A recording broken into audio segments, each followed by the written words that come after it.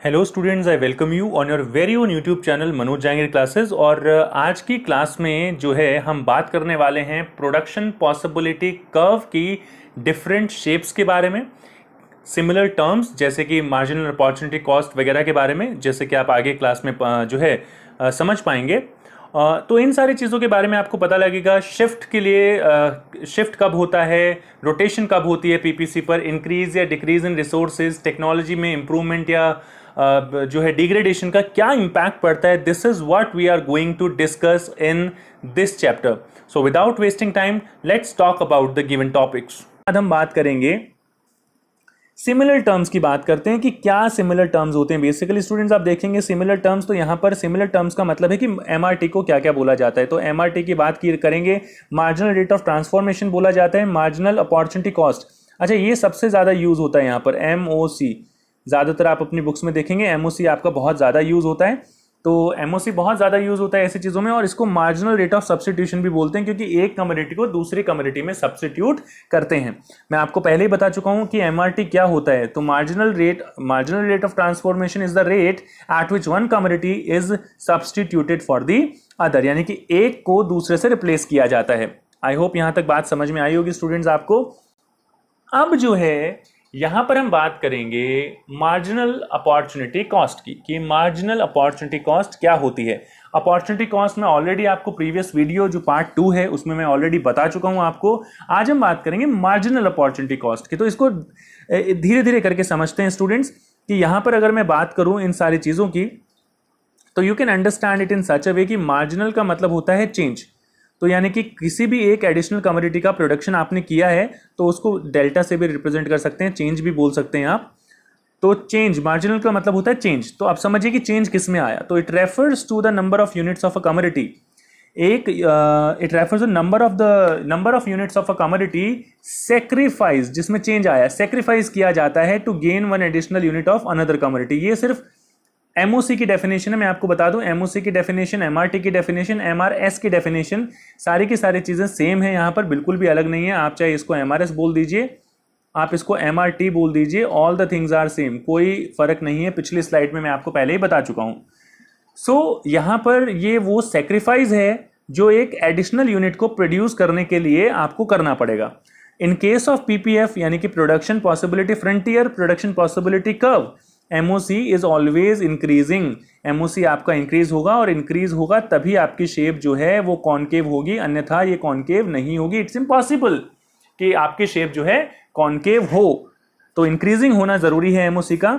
इसका मतलब क्या है, for every additional unit of a commodity more and more units of the other good has to be और will be forgone और sacrifice. जैसे मैंने आपको एप्पल और ऑरेंज का केस बताया था पीछे, तो हर एक एडिशनल ऑरेंज के लिए आपको जो है पहले एक यूनिट सेक्रीफाइस की, फिर हर एडिशनल के फिर दूसरी, फिर तीसरी, इस तरीके से आपको सेक्रीफाइस करना पड़ा। तो आपका सेक्रीफाइस कीप ऑन इंक्रीजिंग। तो more and more unit should be sacrifice to get to produce one more unit of another commodity.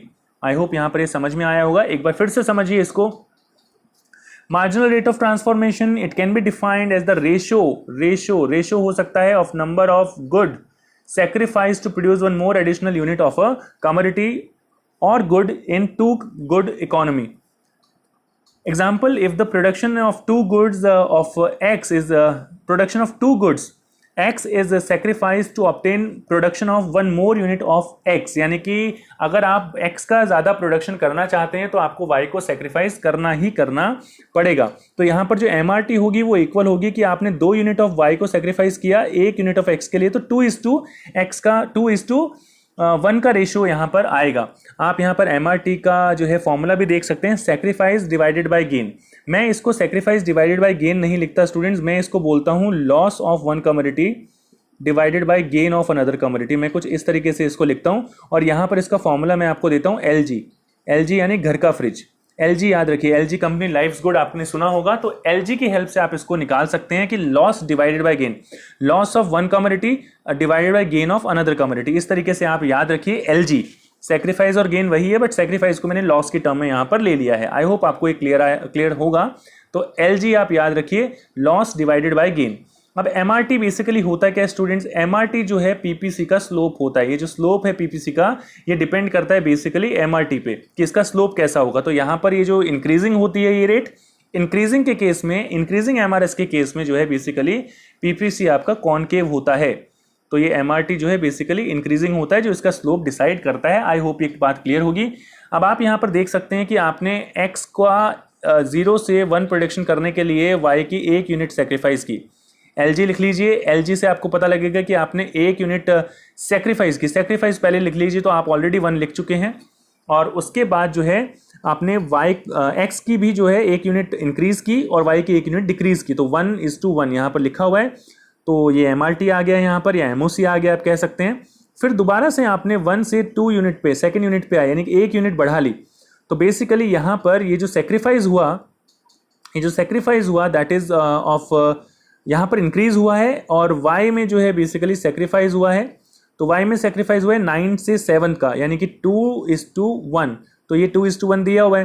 फिर तीसरी यूनिट पे यहाँ पर आइए आप, तीसरी यूनिट पे अगर आप देखेंगे तो दूसरी से तीसरी यूनिट पे आए तो 1 यूनिट का यहाँ पे इंक्रीमेंट हुआ, जबकि 7 से 4 पे आए तो आपने 3 यूनिट्स का सेक्रीफाइस कर दिया। तो सेक्रीफाइस किया 3 यूनिट्स का, तो 3 डिवाइडेड बाय अगेन 1। तो basically delta L divided by delta G, यानी कि आप जो है चेंज कितना हुआ, लॉस कितना किया और गेन कितना किया। तो इस तरीके से आप इसको समझ सकते हैं। एंड इस तरीके से इसकी रेट जो है वो आती है। आप देख सकते हैं कि हर लेवल पर ये 1:1, 2:1, 3:1 और 4:1 जो है हो गया है। तो इसी को इंक्रीजिंग रेट बोलते हैं कि आप बढ़ती हुई रेट से सेक्रीफाइस कर रहे हैं। पहले आप 10 प्रोड्यूस कर रहे थे, फिर आपने 9 प्रोड्यूस किया, फिर आपने 7, फिर 4 और फिर 0। तो यहाँ पर जो चेंज आ रहा है हर लेवल पर, that days keeps on increasing. Fine, so this is all about MRT। I hope आपको ये समझ में आया होगा। Various possibilities of MOC। MOC कैसे कैसे शेप, मतलब क्या क्या पॉसिबिलिटी हो सकती हैं। ऐसा हो सकता है स्टूडेंट्स की ये MOC जो है इंक्रीजिंग हो, जो इसकी यूजुअल शेप होती है, यूजुअल शेप जो होती है दैट इज इंक्रीजिंग। कांस्टेंट हो सकता है। बेसिकली मैं आपको यहाँ पर डायग्राम भी बनाए जा रहा हूँ साइड में। इस तरीके से शेप होगी। अगर कांस्टेंट होगा तो बिल्कुल स्ट्रेट होगा। इंक्रीजिंग, यहाँ पर इंक्रीजिंग नहीं होगा, basically this is decreasing MOC होगा, तो इसकी शेप जो है वो कुछ इस तरीके से होगी। सो ये 3 चीजें हो सकती हैं, इंक्रीजिंग MOC, कांस्टेंट MOC और डिक्रीजिंग MOC। चलिए बात करते हैं इसके बाद इन सारी शेप्स की कि किस किस तरीके से जो है हम यहाँ पर बात कर सकते हैं इनकी। नेक्स्ट स्लाइड है MRS इज कांस्टेंट। जब ये कांस्टेंट होता है तो बेसिकली कांस्टेंट में आप देखिए कि जो रेट होती है, यहाँ पर आप जो रेट यहाँ पर देख रहे हैं कि हर x का जो है आप 1 से 2, 2 से 3, 3 से 4 यूनिट पे जा रहे हैं।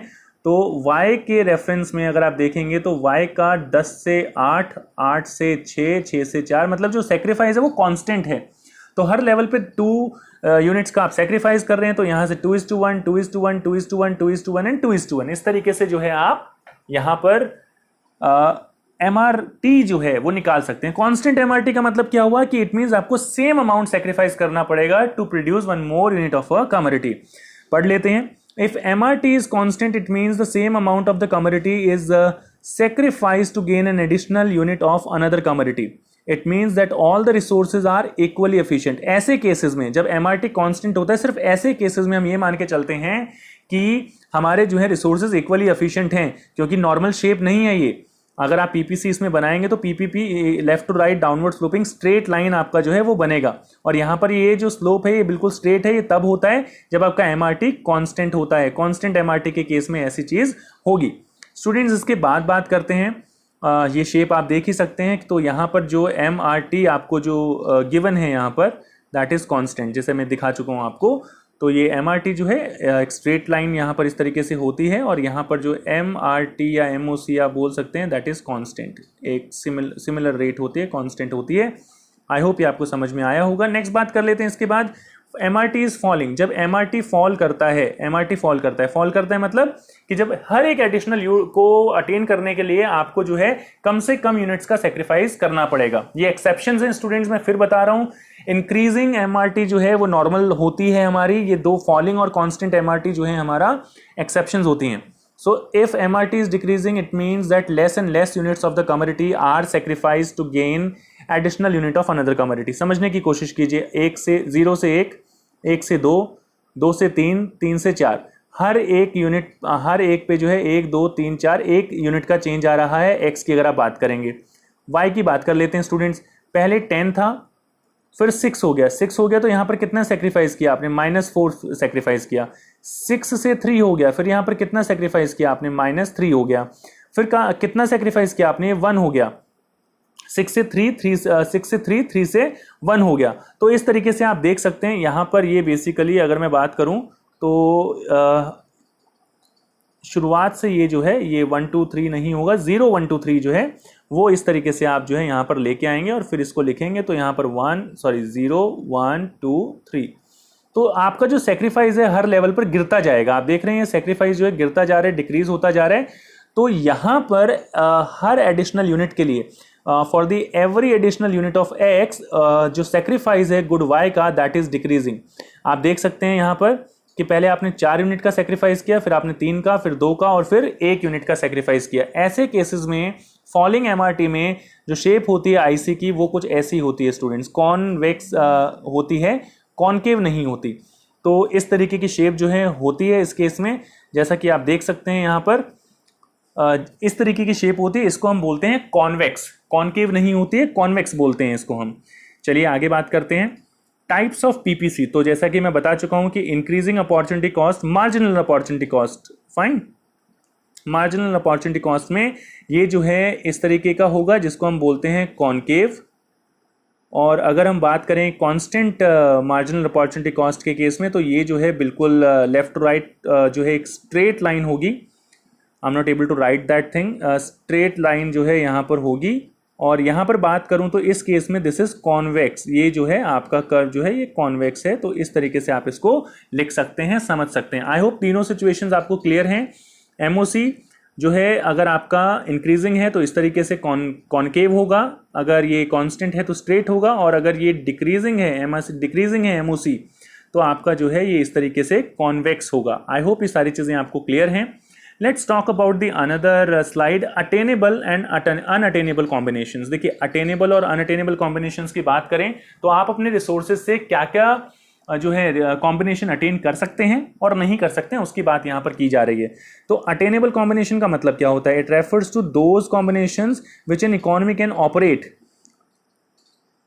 The two attainable options are if there is optimum utilization of the resources then economy will operate at any point like A, B, C, D। अभी आपको दिखाऊंगा मैं कि हम जो डायग्राम पहले भी हम डिस्कस कर चुके हैं उसी की बात कर रहे हैं।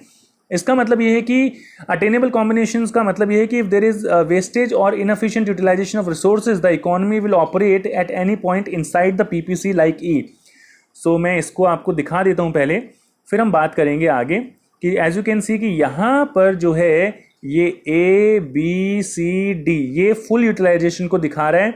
और अगर हम E को भी इंक्लूड कर लेते हैं तो ये सारे अटेनेबल कॉम्बिनेशन है। इवन दो E एक ऐसा पॉइंट होगा जिसे हम अटेन करना नहीं चाहेंगे, जो है हमें कम प्रोडक्शन मिलेगा, इकोनॉमी कम प्रोड्यूस करेगी तो वो हम कभी भी अटेन करना नहीं चाहेंगे, लेकिन अटेन करना चाहें तो कर सकते हैं, चाहेंगे नहीं वो अलग बात है। इसके बाद जो है वापस प्रीवियस स्लाइड पे चलते हैं और आगे देखते हैं कि क्या है अनअटेनेबल कॉम्बिनेशन है। अनअटेनेबल कॉम्बिनेशन यानी कि जो हमारे बजट से बाहर हैं। So any point outside PPC like F, जैसे कि आगे स्लाइड में मैं दिखाऊंगा, is unattainable combination. N economy can never operate at any point outside the PPC. कोई भी इकोनॉमी पीपीसी के बाहर जो है ऑपरेट नहीं कर सकती। रीजन वही है कि हमारे पास रिसोर्सेज नहीं है, तो ये जो है अनअटेनेबल कॉम्बिनेशन है, इसको हम अटेन नहीं कर सकते। ये अटेनेबल है लेकिन अनडिजायरेबल है। और ये सारे के सारे पॉइंट्स फुल एफिशिएंसी को रिप्रेजेंट कर रहे हैं कि आपके रिसोर्सेज को हम जो है फुल्ली एफिशिएंट तरीके से जो है हम यूटिलाइज कर रहे हैं। So this is all about attainable combinations and unattainable combinations. So यहाँ पर आई होप आपको ये बात समझ में आ गई होगी। Let's move to the another slide. Change in PPF production possibility frontier, production possibility boundary, या प्रोडक्शन पॉसिबिलिटी बॉर्डर, या प्रोडक्शन पॉसिबिलिटी कर्व, एक ही बात है स्टूडेंट्स, कंफ्यूज मत होइएगा। यहां पर हम बात करेंगे राइटवर्ड शिफ्ट की सबसे पहले कि राइटवर्ड शिफ्ट हो सकता है, लेफ्टवर्ड शिफ्ट हो सकता है। अब चेंज इन पीपीएफ की बात करूं तो राइटवर्ड शिफ्ट का मतलब क्या होता है। यहाँ पर शिफ्ट का मतलब आपको समझना पड़ेगा स्टूडेंट। जैसे मान लीजिए ये आपका पीपीसी है और ये आपका जो है इस तरीके से जो है आगे की तरफ शिफ्ट हो गया इस तरफ, दोनों एक्सिस पे, एक्स एक्सिस पे भी और वाई एक्सिस पे भी। एक्स एक्सिस पे भी और वाई एक्सिस पे भी, इसको शिफ्ट बोलते हैं। तो ये राइट वर्ड भी हो सकता है जब जो है इस तरफ शिफ्ट होगा, और ये लेफ्ट वर्ड भी हो सकता है जब जो है इस तरफ शिफ्ट होगा।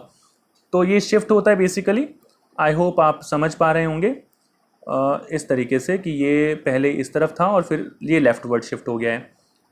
रोटेशन का मतलब क्या होता है स्टूडेंट्स? रोटेशन अगर मैं बताऊं तो रोटेशन मतलब कि सिर्फ एक एक्सिस पे ही चेंज आया है। जैसे ये देख सकते हैं आप कि यहाँ पर सिर्फ एक्स के प्रोडक्शन में चेंज आया है, तो रोटेशन ऑन एक्स एक्सिस बोलते हैं इसको, ये रोटेशन ऑन एक्स एक्सिस होगा।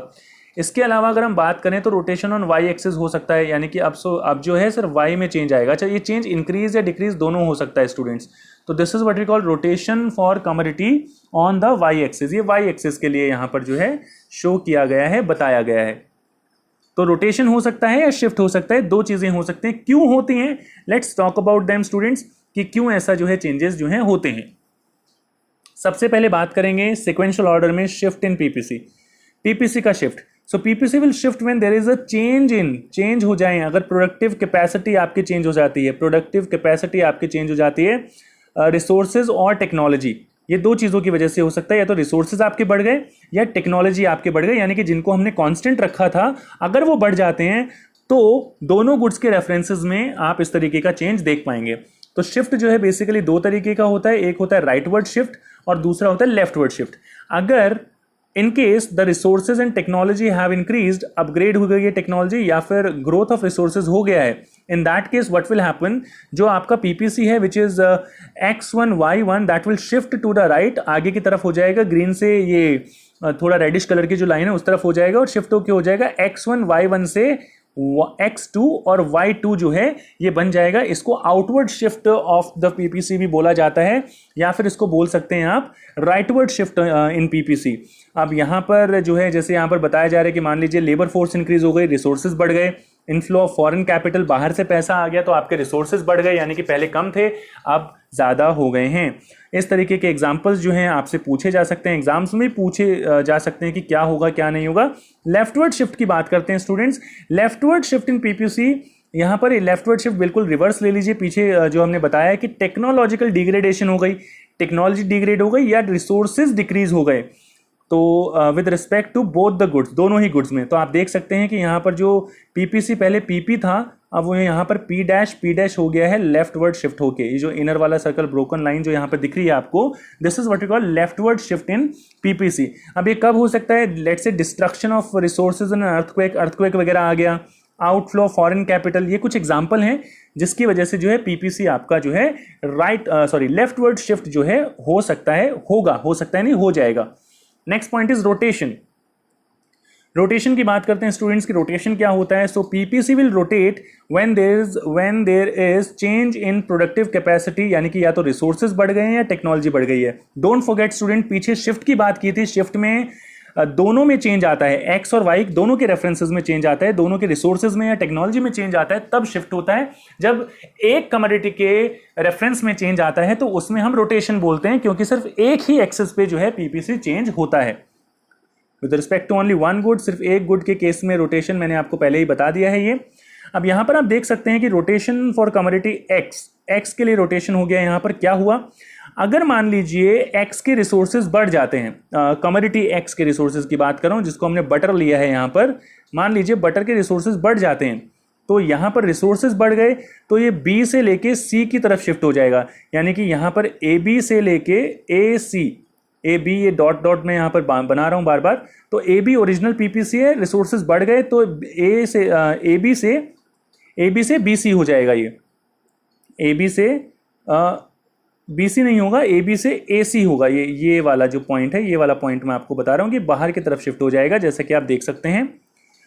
अगर रिसोर्सेज जो हैं एक्स के डिक्रीज हो गए हैं स्टूडेंट्स, अगर एक्स के रिसोर्सेज डिक्रीज हो गए हैं तो लेफ्टवर्ड शिफ्ट आपको दिखाई दे रहा होगा यहाँ पर जो है point A B original PPC है, ये ए बी से ए डी यहाँ पर हो जाएगा, तो इसको लेफ्टवर्ड शिफ्ट बोलेंगे। अगर यही चीज़ वाई के रेफरेंस में होती है, कमोडिटी वाई, अगर वाई के रिसोर्सेज डिक्रीज हो जाते हैं तो बी ए से ये रिसोर्सेज बी डी हो जाएंगे, बी डी पीपीसी हो जाएगा आपका, ए बी से डी बी, ए बी से डी बी हो जाएगा अगर वाई के रिसोर्सेज आपके डिक्रीज हो गए हैं। और अगर y के रिसोर्सेज आपके बढ़ गए हैं तो ओरिजिनल पीपीसी आपका AB ही रहेगा और AB से शिफ्ट होकर आपके रिसोर्सेज बढ़ के हो जाएंगे AC, जैसा कि आपको यहाँ से यहाँ तक दिखाया जा रहा है। ये जो AC तक हुआ है, ये जो चेंज है, ये वाला पॉइंट कांस्टेंट रहेगा स्टूडेंट्स। चेंजेस सिर्फ यहाँ आएंगे, इस एक्सिस पे आएंगे अगर y के रेफरेंस में कोई रिसोर्सेज या टेक्नोलॉजी में चेंज आया है तो। इसके बाद बात करते हैं नेक्स्ट स्लाइड की स्टूडेंट्स। तो रोटेशन जो मैंने आपको बताया, यहाँ पर बताया हुआ है कि रोटेशन फॉर कमोडिटी एक्स के लिए मैं आपको पहले ही बता चुका हूँ कि जब when there is technological improvement in और एन इंक्रीज इन रिसोर्सेज, की टेक्नोलॉजी इंप्रूव हो जाती है, रिसोर्सेज इंप्रूव हो जाते हैं, तो पीपीसी जो आपको दिखाई दे रहा है यहाँ पर जो ए बी है ये ए सी हो जाएगा, इस तरीके से ए सी हो जाएगा। और on the X axis you will be able to see rotation from O B to O C, O B से ओ सी की रोटेशन जो है यहाँ पर आपको देखने को मिलेगी। However in case of technological degradation, तो यहाँ पर हम बात कर रहे हैं ए बी से, जब ये ए बी से ए डी पर आ जाता है तो उस केस में यहाँ पर टेक्नोलॉजिकल डिग्रेडेशन की बात की जाती है। यहाँ पर आप देख सकते हैं कि ए बी से ए डी हमने यहाँ पर बताया हुआ है, प्रेजेंट किया हुआ है। तो अंदर की तरफ थोड़ा सा मूवमेंट जो है उसका देखने को मिलता है कुछ इस तरीके से। ये ब्रोकन लाइन यहाँ पर ये सेम रहेगा स्टूडेंट्स, और यहाँ पर जो है इस तरफ अंदर की तरफ जैसे कि लेफ्टवर्ड शिफ्ट आप जो है देख सकते हैं, इस तरीके का शिफ्ट वहाँ पर आता है। Let's talk about the another point right now students, that is rotation of commodity on y-axis। y-axis के रेफरेंस में क्या होगा? अगर कहीं पे टेक्नोलॉजिकल इंप्रूवमेंट हुई है, इंक्रीज इन रिसोर्सेज हुआ है, y के रेफरेंस की बात कर रहा हूं, तो यहाँ पर सिर्फ y-एक्सिस पर चेंजेस देखने को मिलेंगे। तो यहाँ पर क्या होगा कि पीपीसी जो है आपका, एज यू कैन सी कि यहाँ पर पीपीसी है ए बी, और अगर रिसोर्सेज आपके जो है इंप्रूव हो, टेक्नोलॉजी इंप्रूव हो गई है, रिसोर्सेज इंक्रीज हो गए हैं, तो ये जो पीपीसी है ये ए बी से ए सी हो जाएगा। और ये जो ऊपर की तरफ मूवमेंट हुई है यहाँ पर वाई एक्सिस पे, दैट इज राइटवर्ड रोटेशन। अगर इसकी ऑपोजिट बात करें, टेक्नोलॉजिकल डिग्रेडेशन अगर हुआ है, डिक्रीज इन रिसोर्सेज हुआ है, तो यहाँ पर जो है आपका जो ए बी जो आपका पीपीसी है वो आपका ए बी से डी बी हो जाएगा, और आप अंदर की तरफ जो है यहाँ पर रोटेशन देखने को मिलेगी वाई एक्सिस में। तो यहाँ पर ए बी से डी बी जो है लेफ्टवर्ड की तरफ रोटेशन जो है यहाँ पर पीपीसी की होगी। I hope that is absolutely clear to you students. यहाँ पर आपको कोई प्रॉब्लम नहीं है। कुछ छोटी छोटी बातें एक बार जो है रिवाइज कर लेते हैं कि क्या क्या हमने आपको यहाँ पर पढ़ाया है।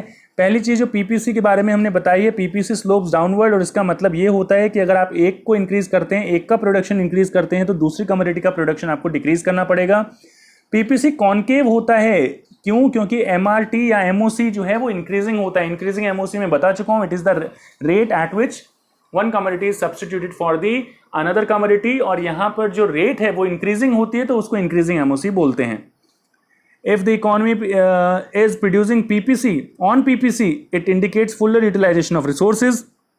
अंडर यूटिलाइजेशन और पीपीसी जो है उस कर्व के बाहर अगर कोई पॉइंट जो है अगर होता है तो वो ओवर यूटिलाइजेशन शो करता है। If the economy is producing at any point under PPC, under utilization मैं आपको बता चुका हूँ, फुलर यूटिलाइजेशन भी बता चुका हूँ, पीपीसी के ऊपर अगर होगा, और economy can not operate outside the PPF क्योंकि रिसोर्सेज लिमिटेड होते हैं, प्रोडक्टिव कैपेसिटी लिमिटेड है, वो अनअटेनेबल कॉम्बिनेशंस होते हैं। तो आप समझ सकते हैं कि जैसे ये अगर आपका पीपीसी है तो पीपीसी के ऊपर जितना भी जो आप देख रहे हैं ये आपके अटेनेबल कॉम्बिनेशन है, इसके अंदर अगर कोई कॉम्बिनेशन है तो वो अंडर यूटिलाइजेशन शो करता है, और इसके बाहर जो पॉइंट है वो अनअटेनेबल कॉम्बिनेशन है जिसे आप अचीव नहीं कर सकते, बिकॉज अगेन आपके रिसोर्सेज जो हैं वो लिमिटेड हैं। एक चीज़ और बताना चाहूँगा स्टूडेंट, जब भी आप पीपीसी बनाएं तो उसको एक तरफ से ज़्यादा और एक तरफ से कम ज़रूर दिखाएं, इस तरीके का बनाएं। This is the correct method of making a PPC. काफ़ी बच्चे जो हैं इस तरीके से डायग्राम बनाते हैं, उसमें पता ही नहीं लगता, ये दोनों बराबर नज़र आते हैं।